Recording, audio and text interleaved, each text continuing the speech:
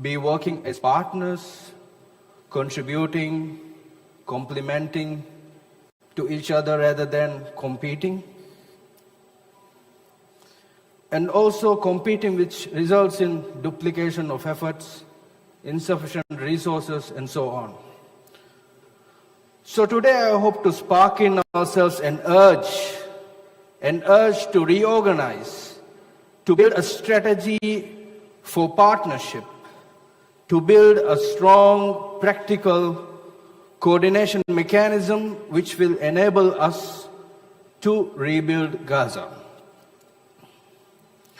So going forward, I would like to share with you a project our organization implemented in 2017, which was the first project we implemented. This project is related to this topic, that we were able to implement it in one of the world's most diverse, difficult geographical settings, which is the Maldives. Our organization was founded in 2017, and until today we have been able to implement many projects, especially in Gaza, and also not only projects. We have been, alhamdulillah, we are the main organization working inside Maldives for the betterment of the world. We are working now in over 30 countries, and even before 7th October, we have been working with this same coalition, with Al Khair Foundation in Gaza.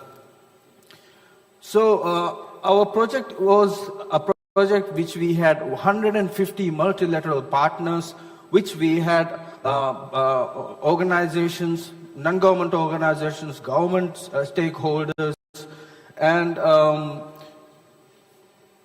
many different kind of organizations and groups that came together to work for the people of Syria at that time. So our country is a very difficult country to mobilize resources. I would like to ask you, how many of you have actually visited Maldives? There's a few. Please visit Maldives. I know that this is not a tourism summit, but we used to invite everybody we meet, and everybody used to ask us to invite them. So our country is, actually it's important to know the context of, to know the context. It's important to know our country and our organization. It is the smallest country in Asia, and also we have only 520,000 people. Here I wanted to note that our people has been able to donate nearly $5 million from 7th October onwards for Gaza, alhamdulillah. $5 million, that is per capita around $9 per head for our population. It is not like that we are a rich family that donated $5 million. It's like a whole country coming together for our brothers and sisters in Gaza. It's not about the quantity always, it's about the quality. So this is a strategical plan, a swim lane I wanted to share with you how we worked in that project. As you know, we have many islands, 189 inhabited islands, which were difficult to reach because our main source of transportation are sea boats. So what we had to do is we had a leading partner in the main islands, which were organizing small partners in different islands. I hope to spark ideas for partnership to rebuild Gaza from these swimlane diagrams. So going forward, alhamdulillah, it was a very inspiring bit of 6 months, a hard 6 months we spent in the project. We managed to collect, we did not expect to collect a lot. We managed to collect, alhamdulillah, 4 big containers of aid, which was sent to the brothers and sisters, especially in Turkey, through Iqra from Turkey. So, and also on the left, that is our chairman. which this project is also a very interesting one. This is actually the biggest fish company, state-hold fish company in the Maldives who gave out special prizes for the people. They can donate fish cases to the Syrians. And also on the right, it's also a really interesting one where the youth, they went out onto the sea, they got octopus, they sold it and donated the whole amount to the people of Syria. So as you can see, the people getting in the in-kind donations which were packed in the islands to the main city to be checked, repacked again, and sent to Turkey through Iqra, which will be distributed to the Syrians. So alhamdulillah, this may look like a small thing, but for a 520,000 people community, it was something monumental for us. And it sparked a lot of positivity that alhamdulillah today International Aid Campaign has been created as the biggest platform in the Maldives who is bridging the country with the rest of the world. So going forward, this is the aid which has reached to the people of Syria, to Iqra. So this is a swim lane diagram I made up for this coalition. As you can see, Al Khair is on the top. Al Khair has been our partner on the ground in Gaza. They have been able to provide the people of Gaza everything they wanted, and also they have been able to provide us with all the reporting and everything that our donors would need. As a donor perspective organization, we are more keen to get these kinds of partnership arrangements where not only resource mobilization is about funds, it's about reporting, it's about relationship, and also it's about trust. So I would like to stop for a while, and before ending my small speech, my intention was to spark an urge for us to unite and partner for the brothers and sisters of Gaza. Just like our Prophet Rasulullah sallallahu alaihi wasallam, he made the groundbreaking partnership between the Ansar and the Muhajirin. That partnership made one of the richest people in the world, Abdurrahman bin Auf radiallahu anhu. We all remember the famous quote, "Show me the marketplace." Well, Gaza, there is no marketplace. But if we stand together and if we build marketplaces, wallahi, I'm sure Abdurrahman bin Auf will come out from Gaza. So that is my message. I hope to spark an urge for us to unite and work together for the people of Gaza. Assalamu alaikum wa rahmatullahi wa barakatuh.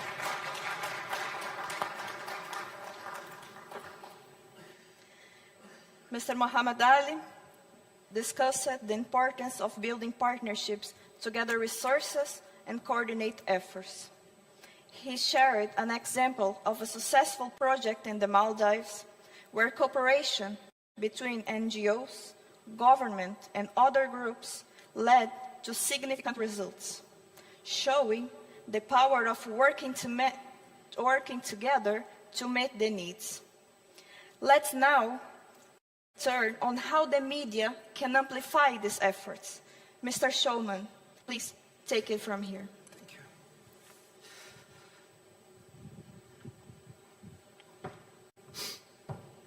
Assalamu alaikum wa rahmatullah. I can't hear you. Assalamu alaikum wa rahmatullah. MashaAllah, Allahu Akbar. Let's play the video, please.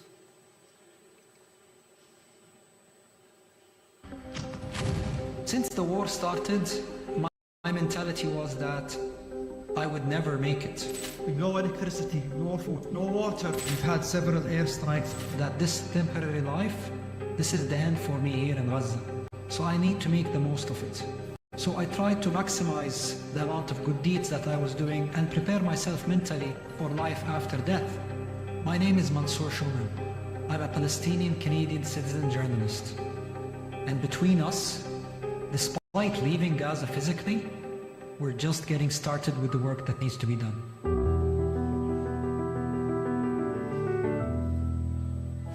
A decision was made by myself and my wife earlier in 2022 that we wanted to live back closer to home, home being Palestine. I'm originally from Jerusalem. My wife is originally from a town beside Gaza Strip. October the 7th, we woke up at the sound of thousands of rockets and we didn't know what was happening. On November the 7th, the Canadian government came back to us saying that they got approval for me and my family to all leave Gaza. I had a very open discussion with my family. My wife and children would leave, and I needed to be there to help the people with whatever I can, even if it's as little as removing rubble, to help people get out. I really hate what I'm doing now, but we need to record this for the world. It was the easiest decision I ever made in my life, staying in Gaza. Honestly, it was like a calling from God saying that, Mansour, you've been asking to help people. You've been asking to try and tell the truth. Well, this is your opportunity. Mansour, he's live in Khan Yunis. Thank you so much, Mansour, for your time. I believe that it was very important to continue doing what I was doing when it came to reporting news on different international TV stations, radio broadcasts, digital platforms and newspapers, and later on that extended into the social media and into charity work. We are here inside a refugee school. We lived amongst tents inside Nasser Hospital together with other journalists and social media influencers. Every day we would lose a member of our family, a member or two, or a member of our family would lose their own relatives. The most difficult thing, in my opinion, is seeing the children suffer. I remember seeing a little girl standing on the top of her mother and father who were killed, and she was crying on top of them and telling them, Dad, Mom, please wake up. You know, it's time to go home. Why are you still asleep? An image like that will never leave my head. Watching these scenes day in, day out, I think this was the most difficult part of all of this. I went with a few friends to check on the progress of the work. We were doing a lot of charity work. We had built 30 tents and we were going to up to 100. And to our surprise, for the first time ever, we found that there were Israeli troops rushing with their vehicles, with their tanks. And we saw people fleeing that area. And we had to flee with them into Khan Yunis refugee camp. So that was the start of me being away for 2 weeks, away from any kind of internet connection, because we tried to find a safe way back to Nasser Hospital, but we couldn't do that for 2 weeks because we were bombed by F-16s. Alhamdulillah, after several attempts, we were able to make it here back to Nasser Hospital. The second time I went missing, they were bulldozing the IDF, the main gates of Nasser Hospital, attacking the schools around us. So I decided with a few friends to make a run for it. And we jumped over the west side of the wall of Nasser Hospital and avoided being shot by a sniper who killed 2 of my friends and injured one of them. We made our way inside of Khan Yunis, and again, another 2 weeks, this time between ruins. After I came back to Nasser, I didn't find any of my personal items. So that included my phone, my laptop, everything. All I had in my pocket was my passport and my wallet. And I felt lost. I felt that, wow, what added value can I now do to the world? I can't continue my charity work because, they've basically just bombarded Khan Yunis to the ground. I couldn't communicate with the outside world. So I contacted the Canadian government, the consulate in Jerusalem, and I told them that, look, I think it's time for me to leave. I felt that it was a mistake to leave Gaza. I felt that I let my people down. But then friends and family members told me that, Mansour, you don't need to be physically there in Gaza. Maybe you can add more value while outside. Until now, I still feel I should have been in Gaza. But the plan is to go back there. This is our land, this is our home.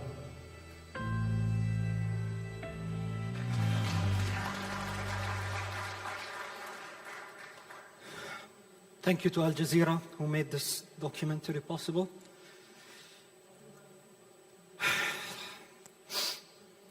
Assalamu alaikum. My name is Mansour Shuman. I'm 40 years old. I'm originally from Jerusalem. The last time I was there was in 2011. I was imprisoned by the Israeli authorities and my Jerusalem ID was revoked. Since then, like many Palestinians around the world, I've been staying in many other countries with a dream to come back one day to the Holy Land, to live in Palestine, and for Palestine to be again the lantern that shines light amongst the whole world. And inshallah, with your support, with this coalition that we are going to announce today, this will be the start of this great goal coming into fruition. This is my story in Gaza. The story of many other journalists, many other people who became journalists in order to tell the stories of what is really happening in English to the outside world.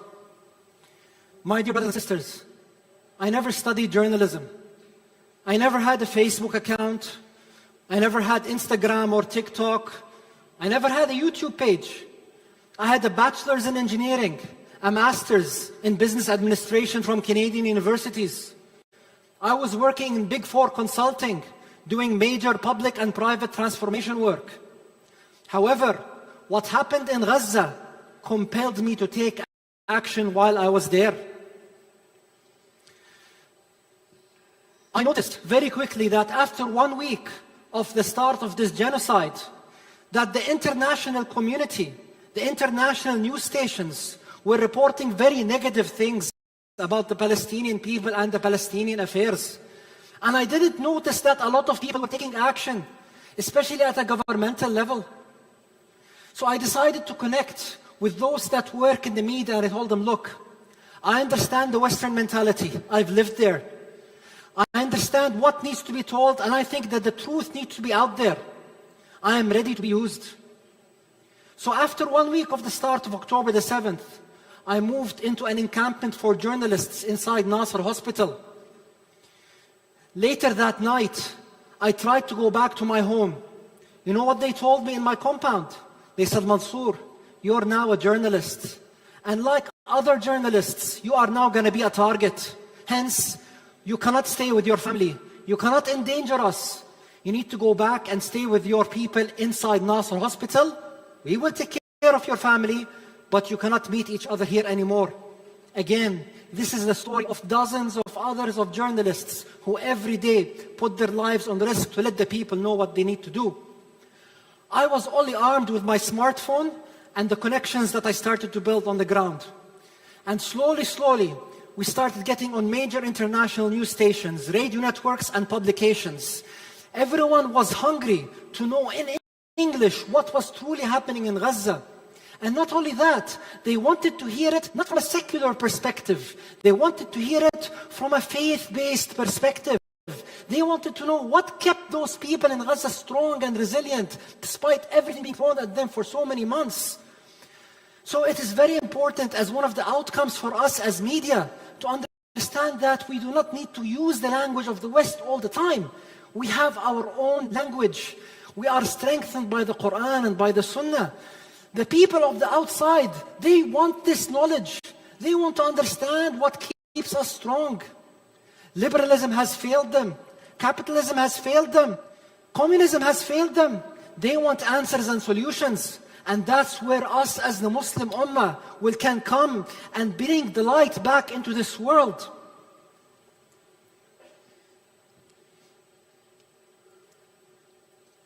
Here are some examples of some of the TV stations. I was working with RT on a contract, and every day I was scheduled to appear on different TV stations. I had a lot of volunteers from around the world help set me up with different channels, and alhamdulillah, we were able to get multiple million views within 1 month. We had volunteers that set me up for the first time on Instagram. I remember before setting me up on TikTok, the people, I asked everyone, isn't TikTok where the new generation, people are twirling and dancing and singing? Isn't that people will go to waste time? And they said, Mansour, this new generation that was brainwashed has now saying free Palestine. Now they want to learn more about what is happening on the ground. And they are the ones that are changing the game. And if you think about it, subhanAllah, what changed the game in Gaza? What gave the proper perspective of what's happening in Gaza? It is social media. We had before this 6 wars in Gaza. However, we didn't have the social media, the people on the ground that risks their lives to act as citizen journalists, to tell the world what they are doing right now. In addition to that, this new generation that were only fed certain things are now saying that, wow, there is something that we can fight for. There is something that we can strive for. In addition to that, we had to build strong connections with strong influencers across the world, because these influencers had access to millions of viewers and listeners in order to build the Palestinian case. Alhamdulillah, we were able to connect with people from all over the world through daily live interviews on different platforms. Can we please play the video? Hello, madam. Good morning, good afternoon, good evening. My name is Mansour Shuman. I'm a Canadian Palestinian that decided to stay in Gaza in order to let the world know what is really going on here in the English language. I thank you for the time you take to listen to this message. I'm not going to tell you how bad of a humanitarian situation is here. I think you already know and you have the details. I'm not going to ask you to be a wife, a mother, a sister, a daughter, and try to imagine living like many of the hundreds of thousands of other women, civilian, displaced from their homes, in the cold. What I want to say is the following. You have now the opportunity as part of the free world, as part of NATO, to put an end to this right now by putting pressure on Israel so that this conflict doesn't grow to become a regional and then a world war which will affect you directly. It will directly then affect you politically, economically, socially. It will affect you and it will affect your people, and we do not want that to happen. So please, from an ethical point of view, from a moral point of view, even from a logical point of view, for your own sake, for your country's sake, for Europe's sake, for the world's sake, make sure that you are on the right side of history and be one of the first countries in Europe to openly denounce what Israel is doing and actively put an end to their genocide and exile attempts here to 2.3 million Palestinian civilians in Gaza. Thank you very much.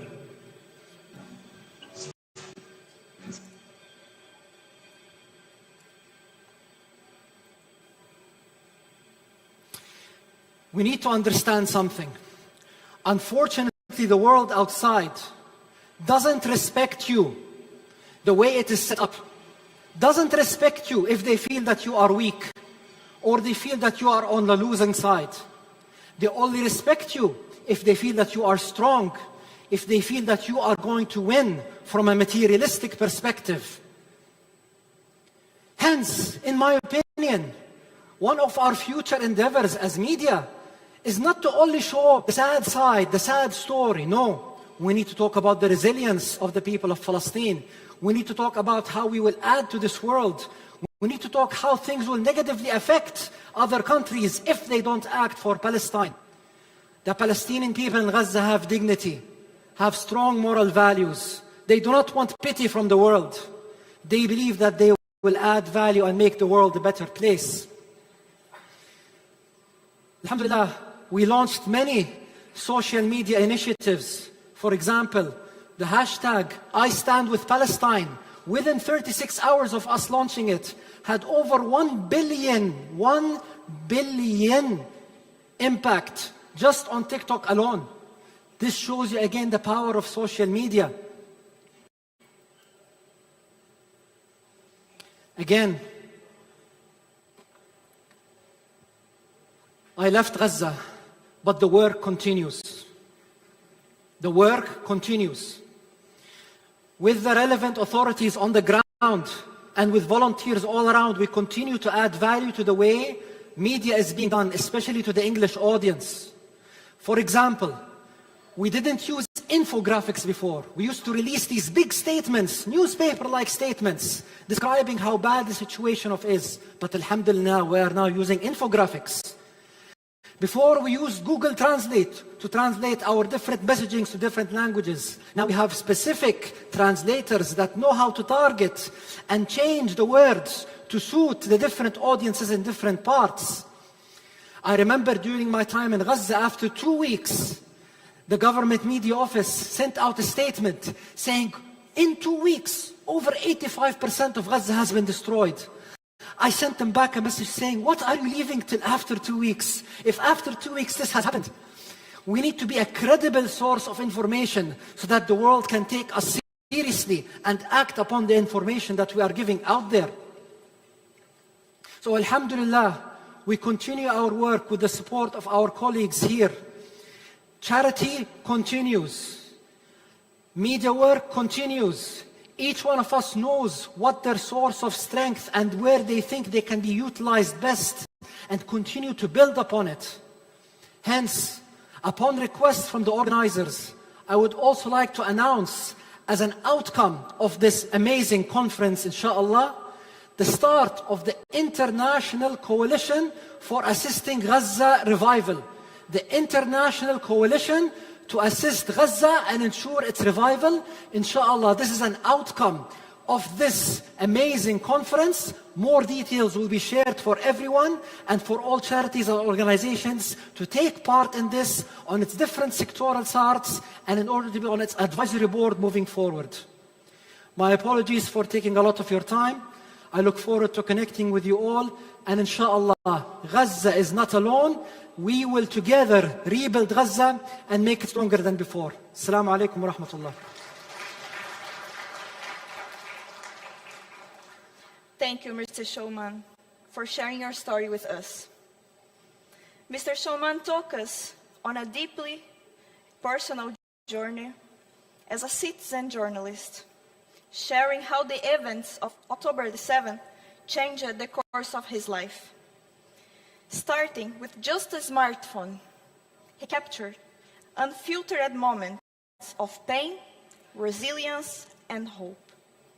Through social media, he connected with millions, turning individual stories into global awareness. His advocacy extended beyond digital platforms to meetings with policymakers, showing how one voice can inspire meaningful action. Thank you again. Building on the power of media, digital platforms offer unique opportunity to amplify marginalized voices. Ms. Hennes will now share how social media content creators can use these tools to overcome and raise awareness globally. Mr. Hennes, I have a couple questions for you.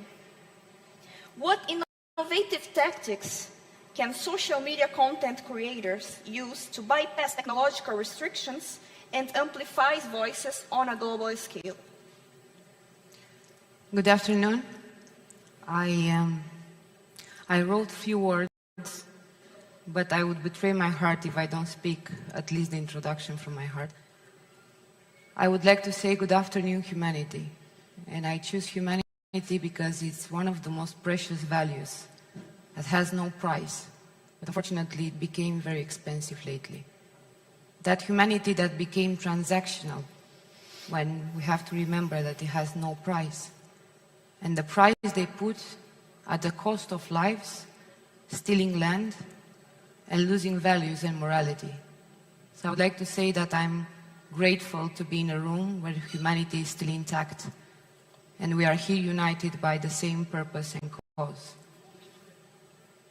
You ask me what strategies or new strategies, and I will answer that question. But first, let's reflect why we reached to invent strategies in order to convince people to be humans.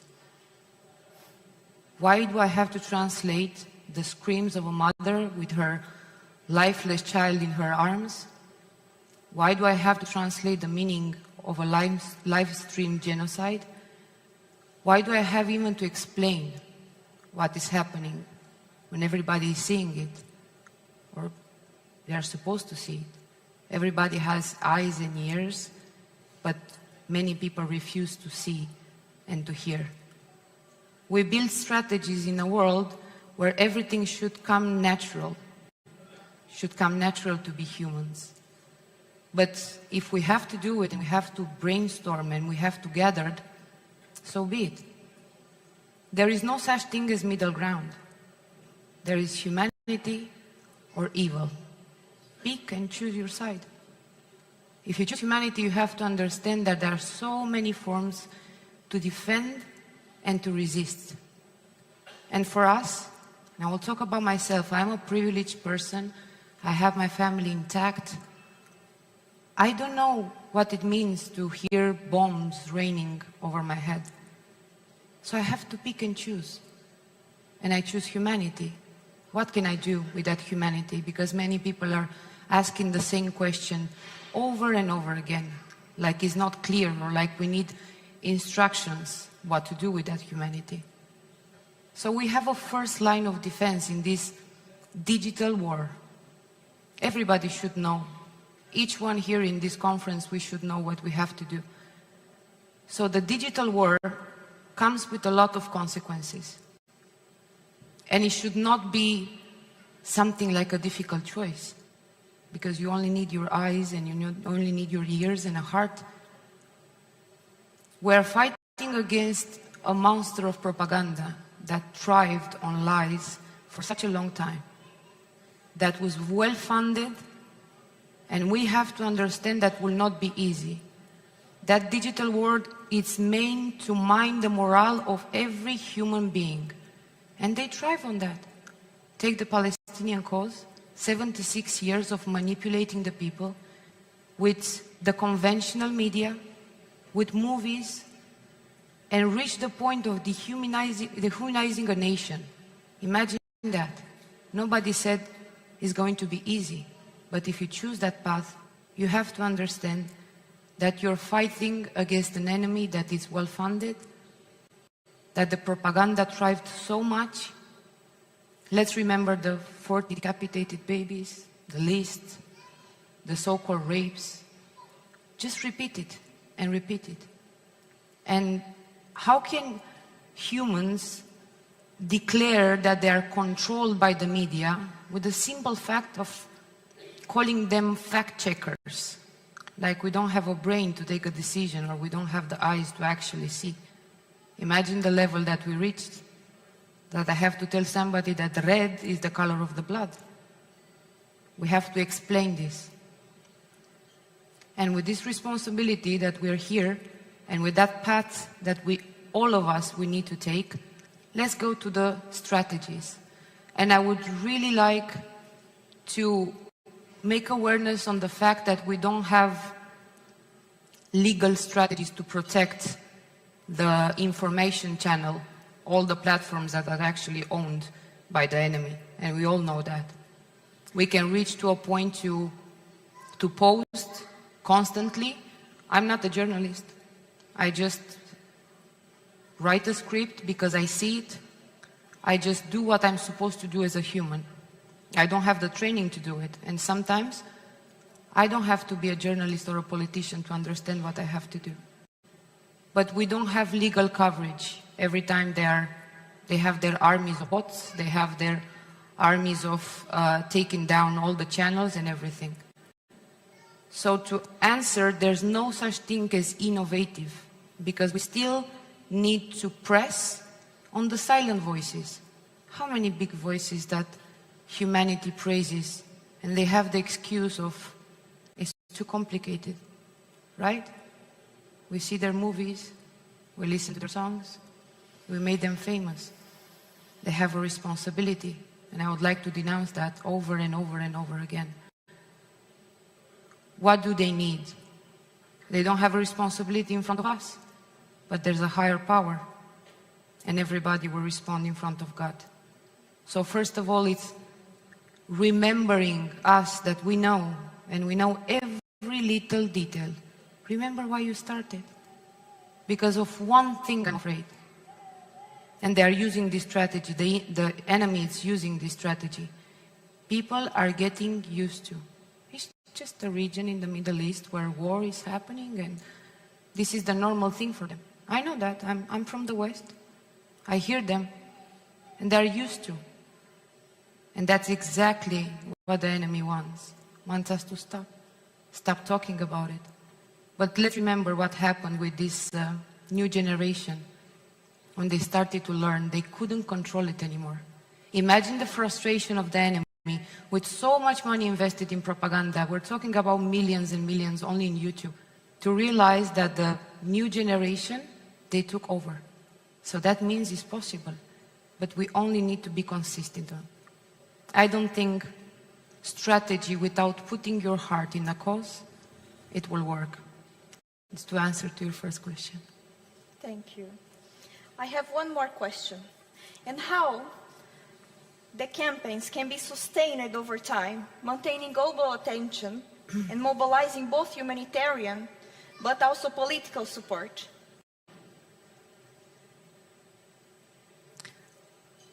To answer exactly to your question, I don't think personally there's such thing as a humanitarian strategy without going to the first line that I told you about. And we have a saying in Spain that it's pan pa hoy, hambre pa mañana, and that means bread for today and hunger for tomorrow. If you don't feed the heart, you will have to negotiate the values of a person over and over again. I think the humanitarian work is a natural extension after you educate the people and you take that responsibility. And you mentioned politics. I don't have expectation from politics. But the people are saying, what can we do? Our politicians, they can do nothing. Really? That's how easy we surrender? We don't know that the power is in unity? I don't know what to answer you as a politician. I'm not a politician, but I'm not expecting anything in order to sum my voice to the millions of voices.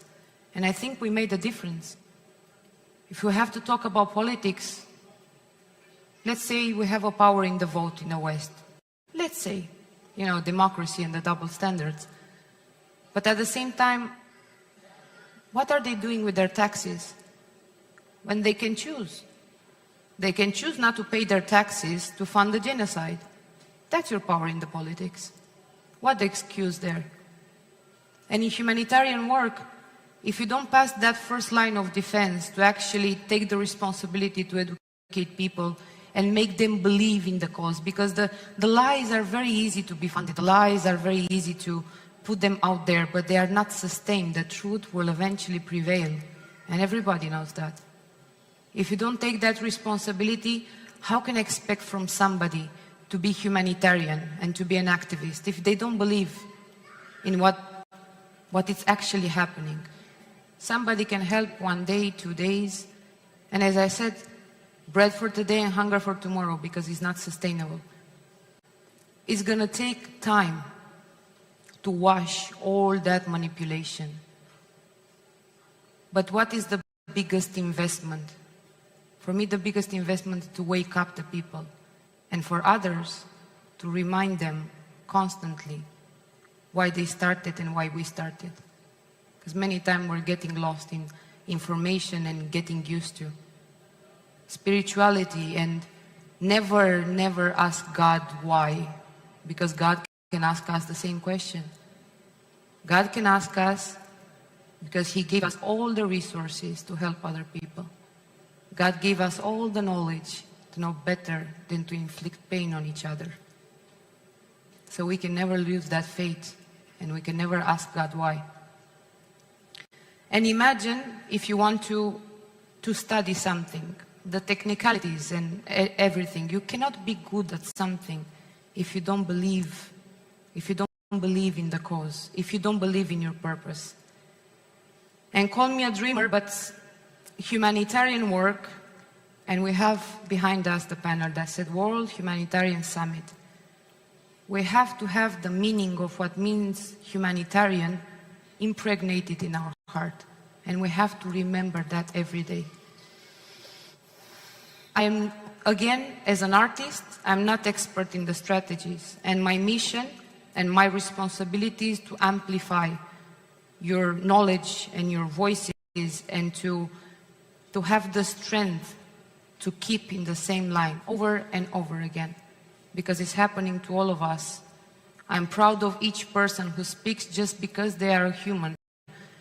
I don't need anything, any excuse, and I get this question so many times. Why do you support the Palestinian cause? Why that question should exist? Tears of blood I should see from the world after what we saw. When the Western world is so busy thinking about gentle parenting, we had to see a child yesterday on the stage educating adults why it's wrong to kill children. That is the level that we still have in the world. Do you think we can convince them of any possible strategy in the world if we don't wash the heart from the Satan that they have inside and all that manipulation, and if we don't take the responsibility that we're supposed to take? It's huge, I know. But to answer frankly to your question, I don't think we should have expectations from politicians, because power comes from humans being united. And with humanitarian work where we are here, right? I would love next year to the same summit to see how we flourished with all the decision, how we executed everything that we spoke those days. And that's the huge responsibility that Palestine is waiting, because we're privileged, we are here, having the public people who lost their families. I cannot imagine how that feels. And I'm here assuming their feelings. At least that's my responsibility, not only to talk, but to action. And that's our responsibility. And I would like to thank you for everything you're doing here, and hopefully next time we're going to see all the action of all these beautiful words that we said for the 2 days that we were gathered here. Thank you. Thank you. Thank you, Ms. Hennes. We truly appreciate your dedication. Ms. Hennes shared with us how content creators can use creative strategies to make sure their voices are heard globally. She emphasized the importance of engaging international audience, raising awareness, and sharing authentic stories. She also discussed how to break through misinformation and sustain campaigns over time to keep global attention and growing support. Shifting to the ground level perspective, we have Dr. Ismail Meher, who will offer perspectives into the front lines. Dr. Meher, over to you.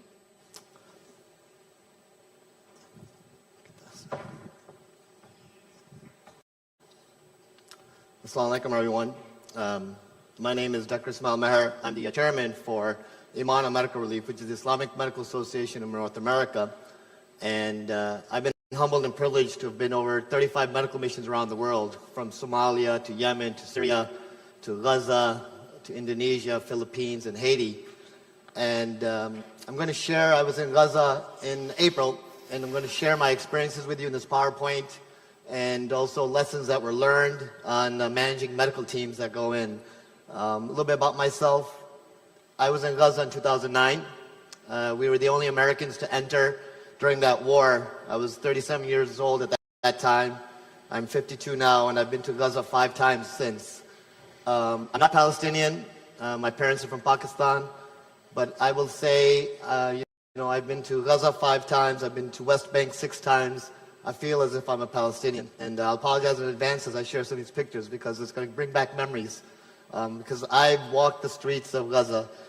I've gone to Al Saud for the amazing Kanafa. I've walked down Salahuddin Street. I've been to Khan Yunis. I've been to Rafah. I've been to Beit Hanun. I've been all over. And I have lost friends. I could consider them family. And every few weeks I hear so-and-so, we haven't heard from them. So I will share that experience with you as a medical volunteer. You know, Imana, it has been around since 1965, and we do a lot of work around the world. I won't belabor you with that. A map of the world, I think 40 different countries. MashaAllah, we've treated over 4 million patients around the world. Many medical missions and surgical missions all around the world. And we're all volunteers, every single one of us. It's all based off volunteerism. There is no salaries involved. We do this off of sadaqah and zakat, and we go around the world and we make a difference. So in 2009, we were the only American team that entered, and since 2009, we have continued working inside of Gaza. You know, I need to pause and thank Al Khair Foundation and Dunyat Foundation for hosting this. And I don't know if he's in the room or not, Mohammed Hasna, who is the global director for Al Khair. In 2009, he's the one who received us when we crossed through Rafah, our team of 11 doctors from America. And I remember when we were leaving, it was quite emotional, and we hugged, and I looked at him as he was in Gaza, and he said, please return. So, you know, Mohammed, I promise you I have to return, and I'll continue to return. So all the work we've done since 2009, we continue, and, you know, Gaza remains very close to us at Imana. So I just sort of fast forward to 2024. So when October 7th took place, for me, I found myself in a very, very dark place. You know, the emotions that come across, the anger, the concern, the worry, because part of me felt the hurt. I feel as if I'm part of Gaza. I go every year to Gaza. I work in Shifa. I've been to Nasser. I've been to Aqsa. I've been to Kuwaiti Field Hospital. I've taken care of the children, and I remember their names when I saw the pictures as I was going through my Facebook and through my pictures, and I was wondering, are they still alive? And there was nothing that I could do. You know, as physicians, you know, we don't ever think we're depressed. And I think I was depressed at that time from October until December. I didn't know what to do. I was angry. I was to myself, didn't want to talk to my family. I just was disengaged. And then finally at Imana, we found a way to start doing work and bringing in supplies. And then in April, I was able to lead a team of 4 of us, 4 American doctors, that we went under Imana's banner into Gaza. And I'll share with you what is Gaza like in my next few slides. But as surprising and as, you know, everyone was worried, family was worried, to me, I thought I felt relief going back to Gaza. It was therapy. It was therapeutic for me to go there and see my friends that were still alive. It was a healing moment for me, and I'll always remember it. This is the team of us that went. So when I returned, every one of my Caucasian American friends wanted to know, well, what was it like? What was happening there? What is it? So I went around the country and I gave this talk. This is Gaza. I've slimmed it down for time purposes, but you know, it will show you what is Gaza. First of all, when you enter Rafah, you hear the buzzing zzz, flying over. You know, Yasir, you've been there. You remember that sound. You see the drones. You hear the missiles. You hear the bombings. You hear the screams. You know, this is Gaza. This is Khan Yunis. This is me. And you know, the other thing the American media, we were talking about media, it doesn't remember names. It doesn't name names, but it'll name names on the other sides, but it won't name names. This was Ahmed, who was hurt in a bomb blast, and I'm trying to intubate him in the emergency room in EGH. This is a young child, and that also bomb blast that Dr. Shazia is trying to intubate. We're running a trauma on this patient. This would happen at night. This is what I tell you. During the daytime, we would operate, we'd be in the clinics, we were doing work. But after Maghrib prayers, when it'd get dark at night, we'd be going back to our dorm rooms, and you would just hear the constant bombing, the boom, the blast. Very soon, in 24 hours, I knew what a missile strike was, what was artillery, what was an F-16 bombing you. And we would know as soon as that would happen, we would rush to the emergency room. That was our call. Like in America, you get a phone call, you get a beeper. In Gaza, you just hear the bombings, then you run to the emergency room. Every night, we would be in that emergency room for 2 weeks, taking care of bomb victims, because they would bomb the hell out of the place from Maghrib until Fajr, all night long. So when my friends would ask me, this is Gaza, I would show them this. This is Yasin. Yasin was 8 years old, lost both his legs. And he was there. And his stumps are infected, or they were infected. And the surgery was done in a very, very traumatic way, right? I love my Philistini doctors. I've worked with them for many, many years. They're amazing. But when you are in war, you don't have sterile techniques. You don't have equipment. You don't know how to do. You operate on the floor. You operate in the hallways. And so many, that was something else that I saw when people ask me what is Gaza, what's the first thing I remember after the drones? When I walked to the hospital, I remember that I saw every other person was missing a limb. From children to women to senior citizens were missing limbs, and I've never seen anything like that. I've been to Syria, I've been to Yemen, I've been to Somalia, I've been to Sudan, I've been to many war zones before, and I saw that. So that's Yasin. Again, the media in the Western world doesn't want to give them names, doesn't want to tell you that they're people, that they're humans, that they have a life, they have families, they have dreams, they have aspirations. This was Muhammad. That's his blood. He took artillery fire and it ripped his aorta off his heart. He came to the emergency room, and I'm not a surgeon, I'm an anesthesiologist, but I've been in combat medicine and been to many places, and we had to immediately put in chest tubes, and we had to open his chest in the emergency room to try to see what was happening, get him to the operating room. He bled out. That's all the blood that a human being has, right there in that bottle, and he died right there in the emergency room. Again, they won't tell you his name. This is the emergency room at European Gaza Hospital, where I work most of the time. One doctor only. There was only one doctor, young doctor, who had not left. And I entered, I believe it was mid-April. He had not left that hospital since October 7th. And he had medical students working with him, taking care of people all day, all night long. So some of our team members would sit there and work there in that hospital. Something you forget about.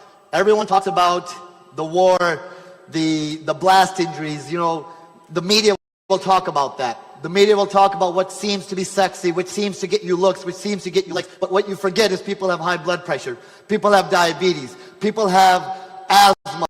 They need dialysis. Normal things. People in this room take these medicines every day. Some of you took your medicines this morning. But in Gaza, when the war took place, they can't take their medicines. I believe his name was Yunus, an elderly male. He had an infection of his foot. That's gangrene infection right there. Because he was diabetic and he had not taken his metformin, which is the medicine you take for diabetes, for months. We had to amputate him.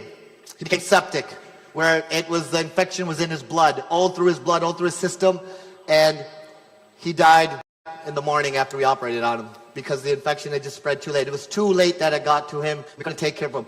Every day, to this day, every single day, there are people who die not because of the bullets, not because of the bombs, not because of the planes, because of just lack of access to healthcare. And I'll remind you, this summit is talking about now of October 7th, but we forget that Gaza has been under an embargo since 2004, 2006, and we forget the lives that have been lost because of the embargo. So if there is a solution, the solution has to be more, it has to be beyond what took place on October 7th and what is happening. You have to go to the root cause and fix the problem. Gaza has been under an embargo forever. And I've been there multiple times during the embargo, and the lack of access to healthcare is nothing new. Again, when people ask me, this is a Munir, he's a surgical tech. It was therapeutic for me to go back. I didn't know if he was alive or not. I was walking in the halls of EGH, and he yells my name, Ismail! And I looked over and I said, it's Munir. He's an OR technician at Shifa, had to leave, he was here. And this is where I found solace. This is where I found peace when I saw my friends. This is my friend Hussein. Hussein works in Gaza. I believe he works in the municipality. He's lost over 30 pounds or 15 kilos. No food, nothing to eat, the struggle. And when I saw him, I was just surprised to see him like that. I had seen him a year before when I was in Gaza, before the war. And he was suited, wearing a tie. Now he lives in a tent. This is my friend Salim Fakhri. Salim was a part of that team with Mohammed Hassan in 2009 that used to take care of us. And again, names are important because they will not give you the names. He was like GQ. If you go to the GQ magazine and pick it up, Hussein was always dressed impeccable. And I saw him, I had to turn away and hold my tears because I didn't want him to feel bad. He has been living in a tent outside of Aqsa Hospital. His hair he was Mr. GQ to us. And this is life now for him. Again, Gaza. Dr. Ahmad, he's an emergency room doctor. I captured this picture and just pause for a minute. Look into his eyes as a pediatrician and look at and imagine what he has seen. I only saw this for 2 weeks. What he has seen the whole time he has been there. This is a gentleman, I believe his last name was Shafiq. He had just lost his whole family. His whole family, he lost in bomb blast that we were working on at 3 in the morning, but his son we were able to save. And how stoic he was. He came and he hugged us and he thanked us for being there. Where I'm trying to console him, he said, no, this is Allah's will. We will survive, but I want to thank you. I want to thank you and your team and you as American doctors, as Muslims who have come to help us. He was more concerned about our welfare than what he had just undergone. This is part of our team giving blood in the morning. This is Gaza again. I'm coming close. This is a tough picture for me to look at because I don't know which of these children are still alive. Look at that, all those children. Every day we would walk out of the hospital, they would be waiting for us. And not because my Arabic is not very good, not because I'm related to them, because as the panelists were saying, we gave them love, we showed them humanity. Every day they would wait and hold our hands and walk us back to the tents and where we were staying. And it's just hard for me to even look at that picture because I don't even know which ones are alive. And every single one of them said, please Dr. Ismail, please Dr. Azim, please Dr. Shazia, please Dr. Sharik, come back. When will we see you again? Please come back. Again.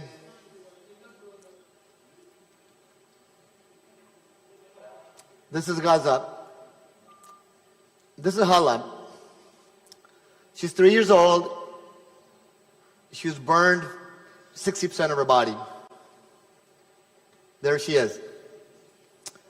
And we took care of her. We operated on her every day. And I also sit on the board for Heal Palestine, which was, many of you know Steve Sosaby, who was the chairman for Palestinian Children's Relief Fund. He started a new organization, and I'm on the board for Heal as well. And I picked up the phone, I called him, and I said, we need to get Hala out of Gaza. She's going to die. She needs more surgical care, needs grafting, antibiotics. And those of you know Palestinian Children's Relief Fund, now Heal Palestine is what Steve is running. They have the ability to get people out. And something people always ask me when I returned was, how do you process everything? You go there, how do you, as a physician, how do you get through it?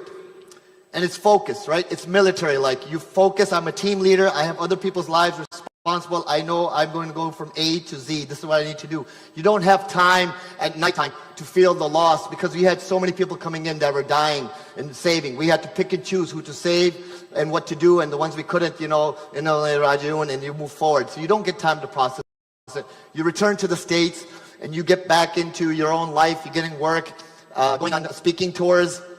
But Hala was 3 years old. We got the permissions for her to, finally, it took time, right? And I forget the date that Rafah was invaded. I think, it was about later in May, I believe, when Rafah border was closed. That's the day that I think I went to my room and broke down.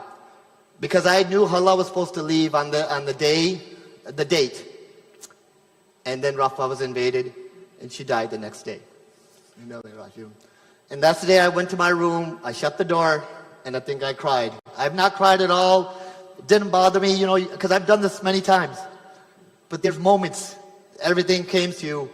And, Hala died. She had one day she would have been out of there and would have been coming to America. And then Rafah was invaded. That's our team. You've seen this sign. They bulldozed it, they crossed it. I think about a week after I exited, that was no longer. So again, for the talk, navigating the logistic challenges, the who, what, when, where, and how. Initially in December, we started working and getting aid in, and many of you who are in the relief sector know it was so challenging. Well, Jordanian Hashemite charity, from Turkey, we purchased supplies and moved them in. Originally, it was working through the Egyptian Red Crescent and many different systems. I'm not going to comment which were good, which were bad. All I know is the best was to work directly with some governments. So we started bringing things into Gaza, working with the Pakistani government, with their military, would bring supplies in for us, JHCO, purchasing things inside of Gaza. This was keeping me sane because I was so angry at what was taking place, hurt and worried about my friends. I found time to start working as an organization leading to get supplies in, and then I was able to travel. And like I said, that was a healing moment for me. How do you build the ideal team for Gaza, for a medical team? This is something I think is very important. There's a lot of organizations here, a lot of people, and everyone's like, oh, I want to go, I need to go, I need to be there. It's not easy. You have to be able to have the skill sets to survive and to accept and to digest and work out of your skill set. There were doctors from other organizations that were there, and no fault of their own. They were in panic mode at night when the bombs would blast. We would have to give them medicines and calm them down because this is not for the faint of heart. It doesn't matter how strong you are. When the bullets are flying and the bombs are dropping, you either have to be focused and not care about your own life and be ready to go. And there's something, you know, alhamdulillah, our team was a veteran team. And I looked at him when we got on the plane, when we left, and I said, if something happens to you in Gaza, you have to tell me right now, I'm the team leader. Do you want your body brought out or left in? I told him you can leave me there, and my family or my friends convinced me. They said, if something happened to you, they have to bring your body out for your family of souls. But anyways, this is the grim realities you have to think about as a volunteer going in. So, how do you get into Gaza? You know, there's many ways at the time, many different things. It changes every day. It's different now. But you had to work with the WHO, with the Emergency Medical Teams Coordinator in Egypt. You have to get permissions from them. There's an application process. You have to give your security guidelines. I mean, there's so many steps in trying to get into Gaza. Then you have to get the Ministry of Health in Gaza has to give you permission. Then the Egyptian Foreign Ministry has to give you permission. Then there's this form from the UN Department of Safety and Security. You have to detail all these. Then yes, you have to go to KOGAT as well. Nothing happens, as Brother Mansour was saying, nothing happens inside of Gaza without KOGAT's approval, without Tel Aviv telling you what you can and cannot do. Then you get their coordinations and everything, and then you're able to enter Gaza. And this is something, you know, organizations here are looking to go. There is a whole process in logistics. You have to have a whole team that's dedicated to work day and night to do that. And alhamdulillah, we had that team on our side to do that. Then you have to order, procure your medical supplies, package them, provide those lists. You have to think about the team itself, food, water. You have to be sustainable. You know, for me, I've done this many times. I saw other organizations, walkie-talkies, sat phones, movement, arrangements, logistics inside. You have to have exit strategies. You know, as a team leader, it was a lot of things that we had to plan. But alhamdulillah, we had it planned down to the T. Then inside, you know, you have limited movement. You have to de-escalate when you move. You know, something my staff in the U.S. did not want me moving around, and I told them I would not. But when I got there, I went to the north. I went to Aqsa. I went to places because we would get calls that we need supplies, and we had brought in 42 bags of supplies. So I said, okay, I'll go deliver. I never told my family, never told my head office, because you could be hitting on a strike as you're moving. But we went to the other hospitals and delivered stuff. The next steps about rebuilding Gaza, you know, from medical perspective, some organizations bring in very, very large teams. I don't think that's realistic and helpful because it's a drain on the system.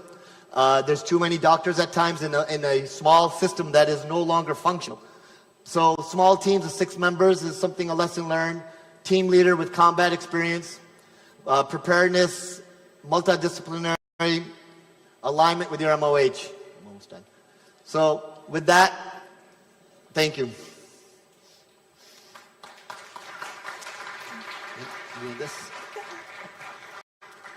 Thank you, Dr. Maher, for your ongoing efforts.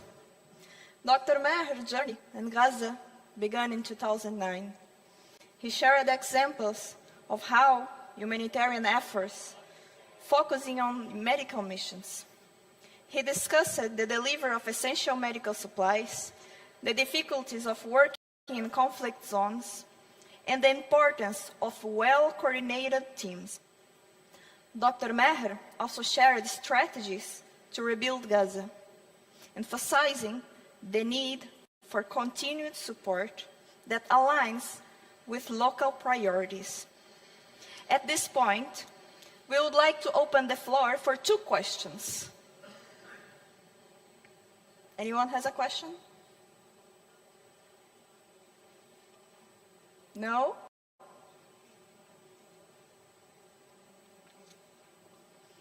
Sarah?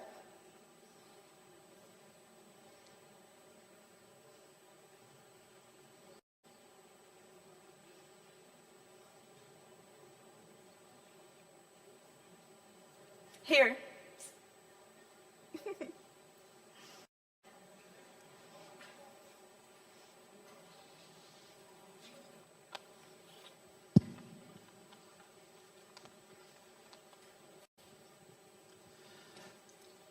Öncelikle sunumunuz için çok teşekkür ederiz.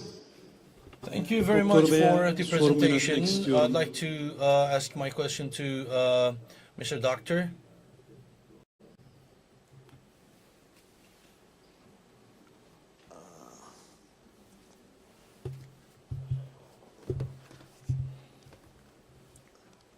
I'm sorry, was there a translation? Do we have one?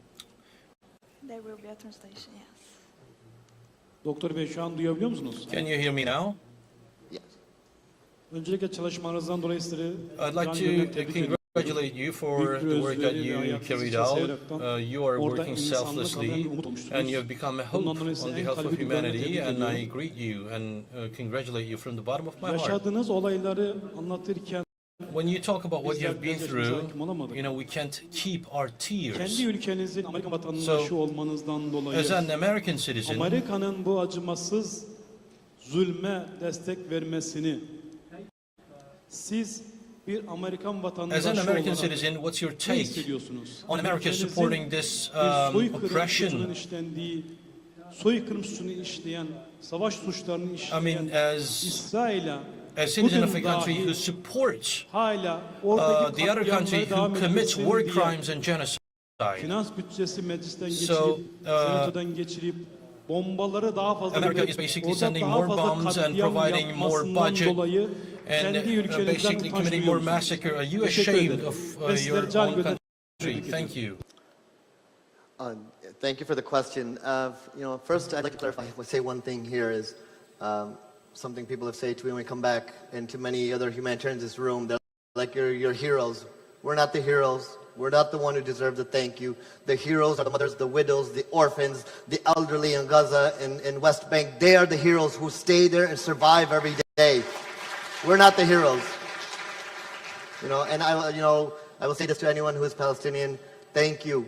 Because of you staying on that land and fighting for it, my family and other people can go to Al-Quds, they can go to Aqsa, they can go there and pray. And I know that so many of you and so many people who live in the West Bank cannot get to Aqsa, but because of you, there's others who can, so thank you for that. To answer your question, there's no government in this world. I know we want to focus on America.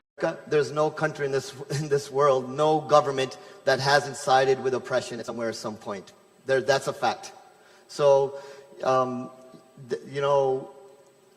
yes, I'm ashamed of what America does, but I'm also proud of the people in America, the people who are now, because of the people sitting to my right, of their social media influence and people putting things out there and the journalism and things getting out there. There is opinion changing in the Western world and in America, and people are asking why. Before, in 2009, no one asked, no one knew, no one cared.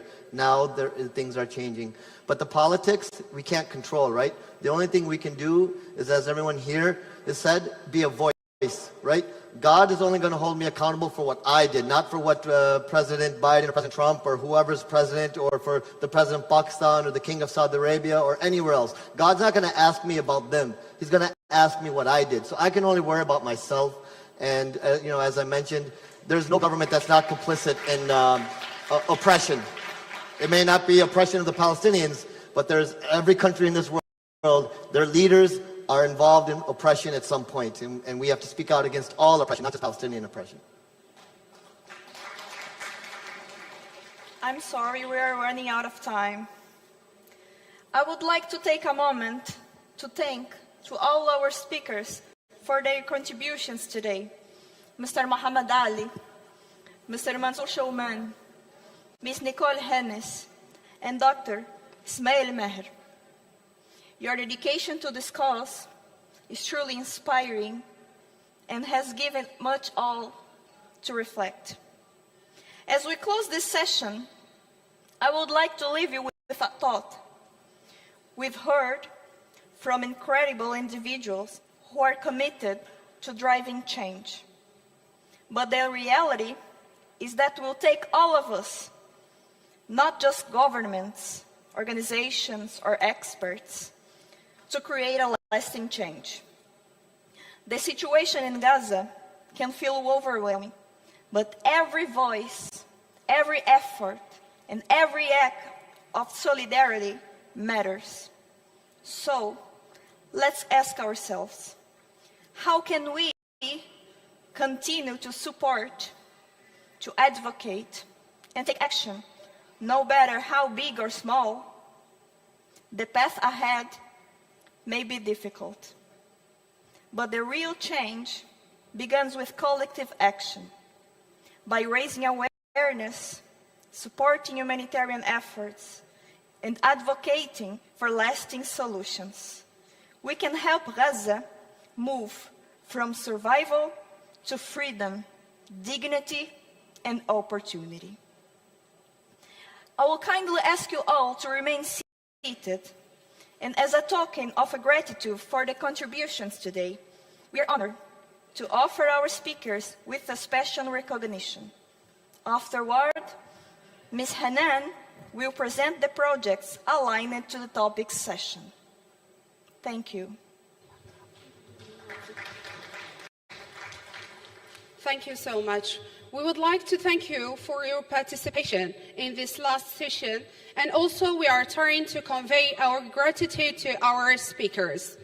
Now, to present plaques to our speakers, I would like to invite Mr. Burhan İşleyen, the second chairman of Board of Trustees of Turkiye Diyanet Foundation, to the stage.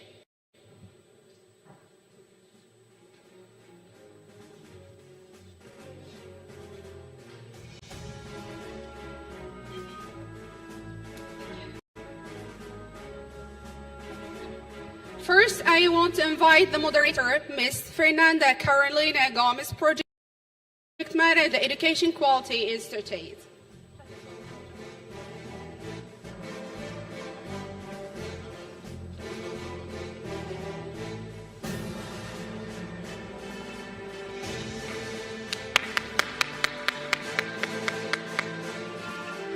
Now, I would like to invite Mr. Muhammad Ali, co-founder and board member of International Aid Campaign and Director of International Relations and International Aid Campaign.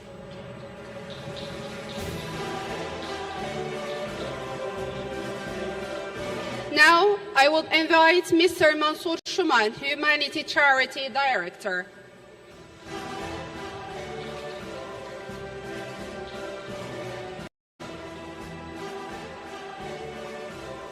I want also to invite Mrs.